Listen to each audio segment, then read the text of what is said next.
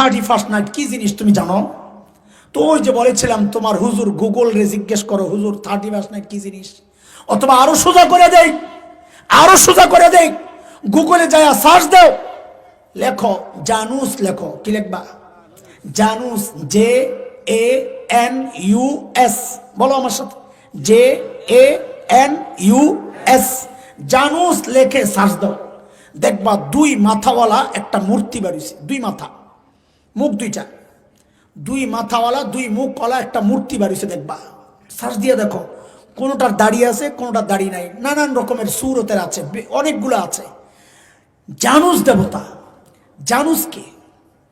খ্রিস্ট ধর্মের আগে রোমান মুশরিকরা এক দেবতার পূজা করত যার নাম হচ্ছে জানুস।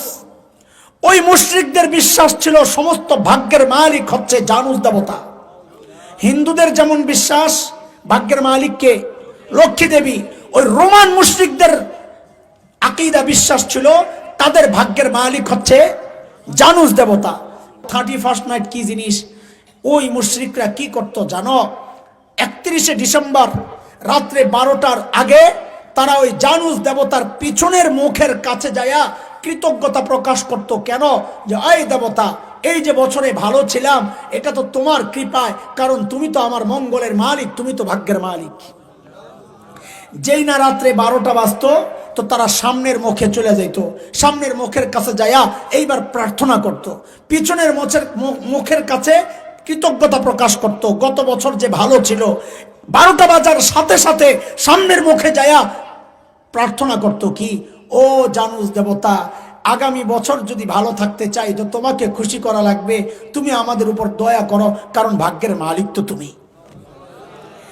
এই 31শে ডিসেম্বরের আমল যেটা তুমি আর আমি করতেছি 31st নাইট নাম দিয়া, নাম পাল্টায় ফেলছে, কাম তো একটাই। এরে মুসলমানের বাচ্চা, তোমাকে যদি বলা হয়তো তুই জানুস দেবতার পূজা কর, তুমি করতা? তোমাকে যদি জিজ্ঞেস করা হয় ভাগ্যের মালিক কে, জানুস দেবতা না আল্লাহ, তুমি কি বলবা? কে কে? তো আল্লাহর ইবাদত যারা করে তারা তো এই সমস্ত প্রোগ্রামে যাইতে পারে না। এই সমস্ত প্রোগ্রাম তো জানুস দেবতার পূজারীদের। এ যুবক ভাই আমার, আজকে তওবা করো, কসম করো, যার কোনোদিন এই সমস্ত প্রোগ্রামে অংশগ্রহণ করবো না ইনশাআল্লাহ, করবো না ইনশাআল্লাহ। 31st নাইট উদযাপন হয় এই জমিনে। যুবক তোরাই তো করস। এরে ভাই, হাতে পায়ে ধরি, আজকে জানার পর, এতদিন জানতা না, কেউ তোমাকে হয়তো বলে নাই, তোমার এক ভাই আসছে তোমাকে বলার জন্য, আজকে জানার পর যদি করো তো তুমি বেঈমান হয়ে যাবে। আমার কি বলার আছে? আমার জিম্মাদারি আমি আদায় করতেছি। আজকের মজলিস থেকে তওবা করে ওয়াদা করে যাবা, জিন্দেগিতে এই সমস্ত প্রোগ্রামে আর আমরা যাবো না। এটা ইমানদারের পরিচয়, এটা ইমানদারের পরিচয়।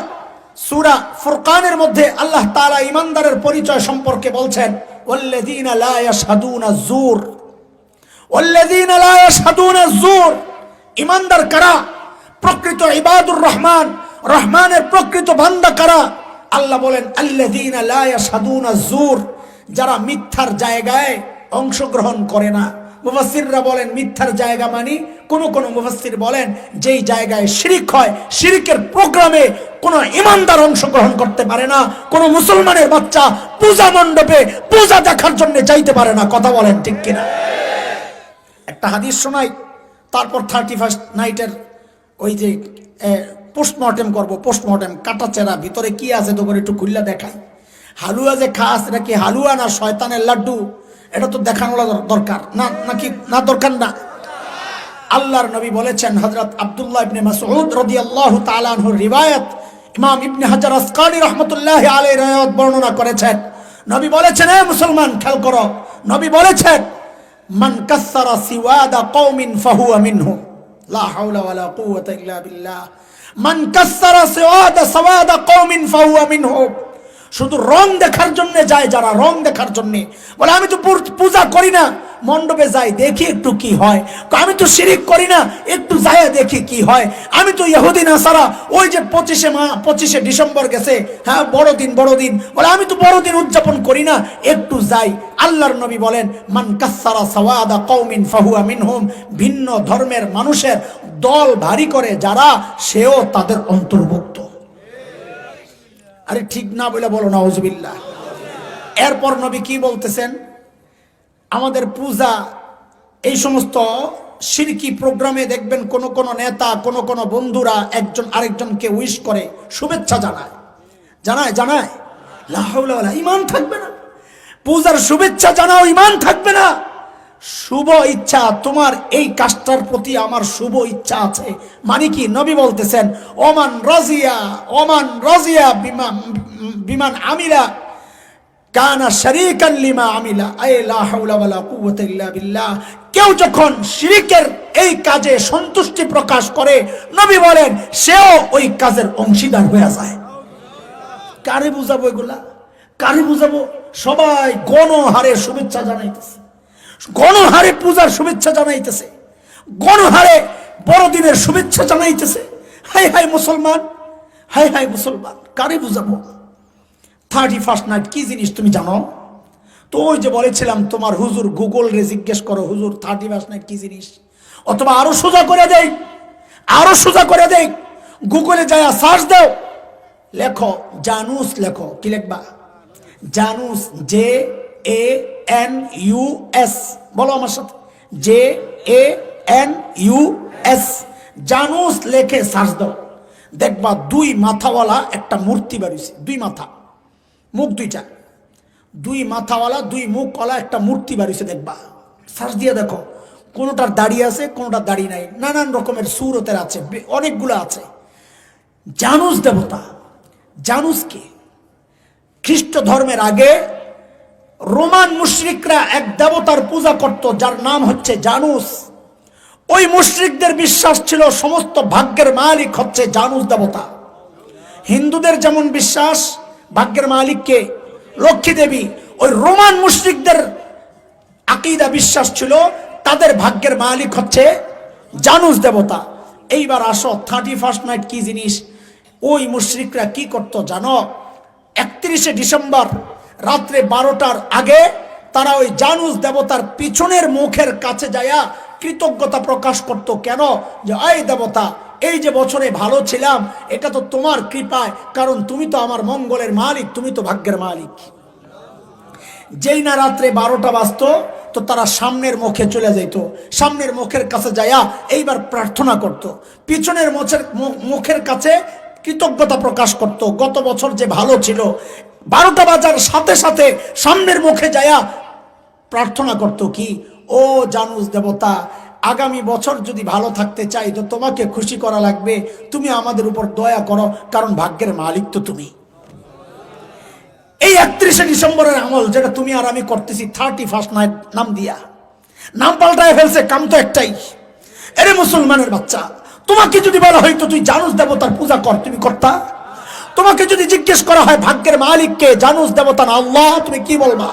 কে কে? তো আল্লাহর ইবাদত যারা করে তারা তো এই সমস্ত প্রোগ্রামে যাইতে পারে না। এই সমস্ত প্রোগ্রাম তো জানুস দেবতার পূজারীদের। এ যুবক ভাই আমার, আজকে তওবা করো, কসম করো, যার কোনোদিন এই সমস্ত প্রোগ্রামে অংশগ্রহণ করবো না ইনশাআল্লাহ, করবো না ইনশাআল্লাহ। ঠিক আছে ইনশাআল্লাহ? যদি একজন বাইচা যাও, যদি একজন না যাও, আগে যাইতা, অতীতে যা গেছো তওবা করো। ভবিষ্যতে যদি একজন নিজেকে বিরত রাখো যে না 31st নাইট আর না, বুঝা গেছি, কাহিনী বুঝা গেছি, শয়তান বাটপার, বাটপারে আমারে ধোকা দিয়া দিয়া শিরিক তো করায় কিন্তু পদ্ধতিটা পাল্টাইয়া দিছে, শিরিক তো করায় কিন্তু পদ্ধতি পাল্টাইয়া দিছে। এটা তো তার চ্যালেঞ্জ। সুম্মা লাআতিয়ান্নাহুম, সূরা আরাফ আয়াত 17, 8 নম্বর পারা, হাফিজি কোরআন 11 নম্বর পৃষ্ঠা 6 নম্বর লাইন। সুম্মা লাআতিয়ান্নাহুম মিন বাইনি আইদিহিম ওয়া মিন খালফিহিম ওয়া আন আইমানিহিম ওয়া আন শামাইলিহিম ওয়া লা তাজিদু আকসারাহুম শাকিরিন।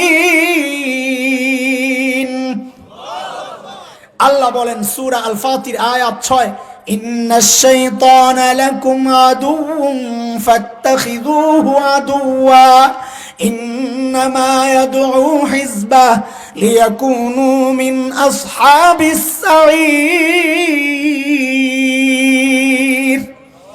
শয়তান শত্রু, মোকাবেলা করতে হবে কি হবে না ইনশাআল্লাহ? এতক্ষণ তো বললাম শয়তানের চক্রান্ত যা দেখি কিন্তু চিনি না, আর অরিজিনাল শয়তান যেটা দেখি না ওটার থেকে বাঁচার উপায় কি? বাঁচার উপায় একটাই, যদি দেখো গুনাহ করতে মন চাচ্ছে তো বুঝবা শয়তান ঢুকছে, আউযুবিল্লাহ পড়বা। কি পড়তে হবে? যদি দেখো আউযুবিল্লাহ পড়ার পরে একটু পর গুনাহ আবার করতে মন চাইতেছে, ও তো তুই লা হাওলা পড়বা। কি পড়বা? লা হাওলা পড়বা।